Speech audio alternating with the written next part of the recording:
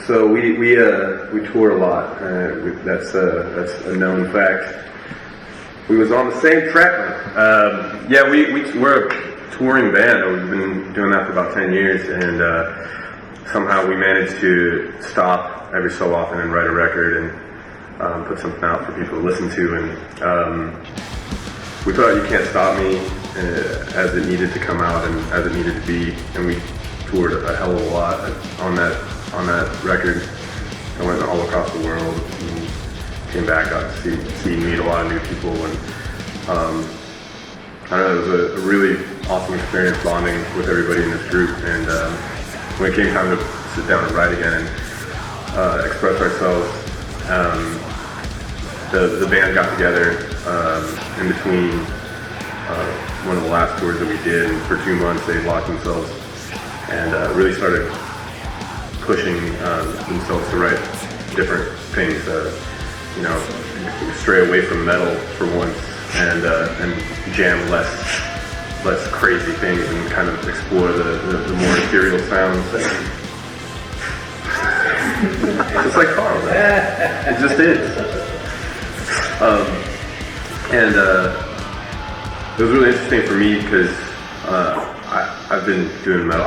You guys have all been doing metal your whole careers and lives, and it's what you fell in love with and what you started playing. So it was really interesting to kind of step out of that for once. There's like a choice, all of us said it's time to do something different. And when I came back into the practice spot and you guys had all these crazy songs, I remember being really stoked.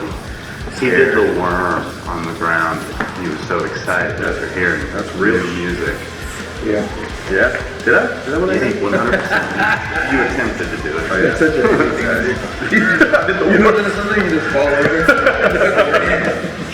Truth be told, man, we had that time and we started writing all that stuff, and we were so excited about it that it pumped us up so much that we legitimately told all of our team, like, we just decided we didn't want to tour after everything that we had planned.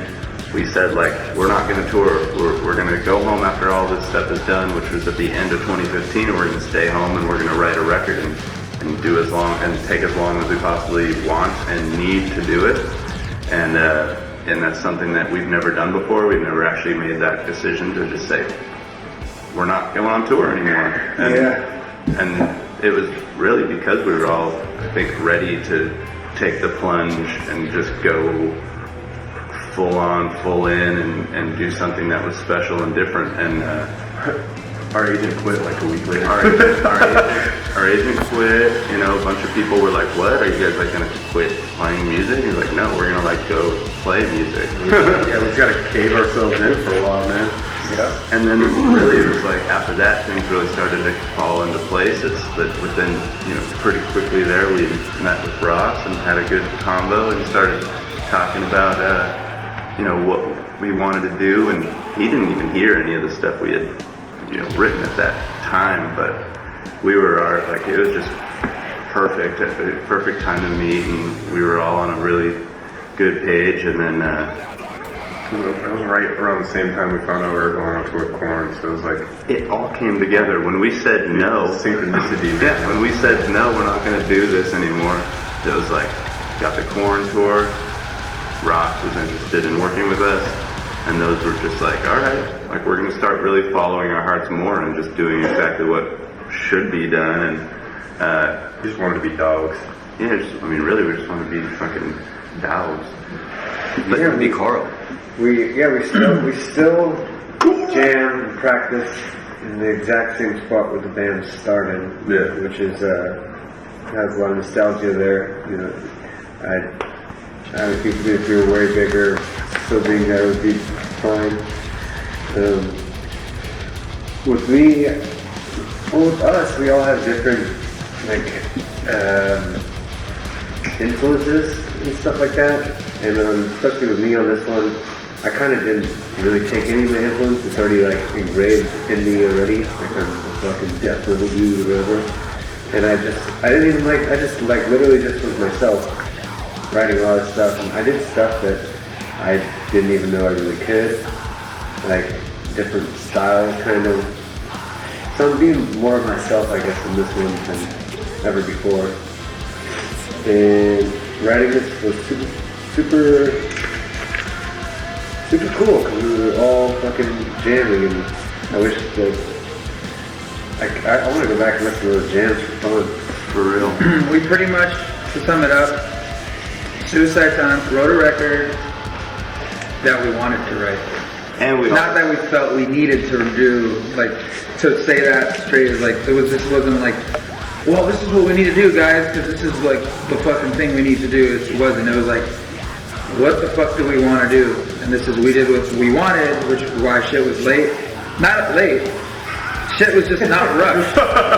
I prefer to use the word not rushed. or not. Yeah, Or not. Yeah, I mean, Or not. to be Or not. Say it. Or not. it only took 6 months. So it's, yeah. It took the same amount of time that every other record did. Yeah, except we did it it's- all in one time. Yeah, As opposed to if we were touring consistently, we have a week off, we have 2 weeks off, we have 3 weeks off, and in that time we're like, all right, let's drag our asses into the practice spot because we don't have any other time after this to write any more music. So Yeah, it's like sucks. we gave ourselves the time, we gave the respect to the music, and we made it pretty much a mandatory for all of us to be there. Yeah. So it's like if somebody wasn't there, nobody was going to show up. If Dan Kenny didn't show up, we may have been there already and just hung out, but we didn't jam at that point. It was like everybody was there or no one was there. Something that a lot of bands don't do, which kind of sucks. Like, just the fact that, like, oh yeah, we haven't jammed in a month and we fly into Europe and the drummer gets there an hour before he plays. It's just like,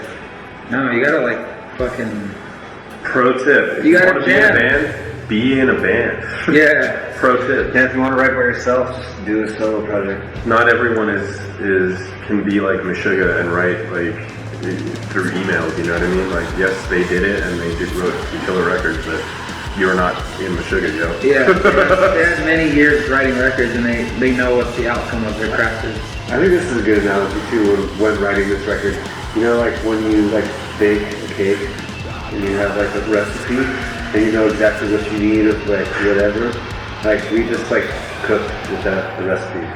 You know what I mean? Cook some bomb food. You could call this interview suicide analogy, man. And it came out, the food is good. And then Anthony, You said cake. We had a cake recipe and then like we got all this shit together, we put it in the oven and like a BLT came out. and then Anthony Bourdain ate it and had diarrhea for a year. And then he relapsed on heroin. And then he joined ICP. And then he joined ICP and played The Gathering. Hey, we put together. That was sick. Gathering rules. Since day one, we had intent. There's intent since day one, like this is what we want to do, and we're going full on. And what they want to do, like, no, don't hold back, nothing. And that really sparked something like an ember that would eventually become a forest fire between all 5 of us, and then the ball started rolling. Yeah. No rules. Only hold back your farts, right, Garza? Yeah, well, that's what we were saying during the original jam. With no rules, just go. Yeah, just go. That's such a good rule to hold yourself to. And I was like, yo, write a record that, what if we broke up? And would we be satisfied if this was our last record? What would our last record sound like? That was What would happen if, someone died, which no band, only the few bands know. And we know shit very well. I mean, what do you want to leave behind? What if someone else passed away? Would they be happy with us? And that the ball started rolling. So let you